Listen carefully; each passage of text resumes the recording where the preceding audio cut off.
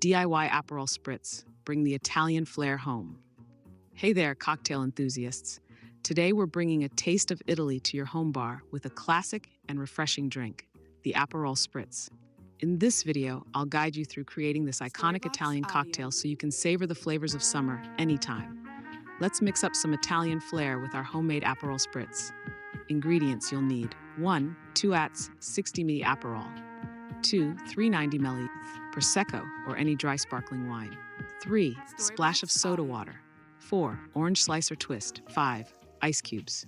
Step 1. Chilled glass. Start by taking a large wine glass or a tumbler and filling it with ice cubes. This will ensure your Aperol Spritz stays cool and refreshing. Step 2. Add Aperol.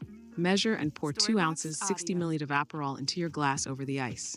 Step 3. Pop in the bubbles. Next, pour 3 ounces 90 ml of Prosecco or any dry sparkling wine of your choice into the glass. The effervescence adds a delightful fizz to the drink. Step 4. Splash of soda. Top off your cocktail with a splash of soda water for that perfect balance and a bit of effervescence. Step 5. Garnish with citrus. Add a slice or twist of fresh orange to your drink. This not only enhances the flavor, but also adds a vibrant touch. Step 6. Give it a stir. Gently stir the ingredients together to combine the flavors while maintaining the effervescence. Tips for the perfect Aperol Spritz. 1. Adjust the proportions to suit your taste. Some prefer a slightly stronger Aperol flavor. 2.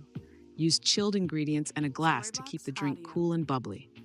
3. Experiment with different garnishes like a lemon twist or a few berries for a personal touch. And there you have it, your homemade Aperol Spritz, ready to transport you to the sunny streets of Italy. Whether it's a casual gathering or a relaxing evening, this iconic cocktail adds a touch of sophistication to any occasion.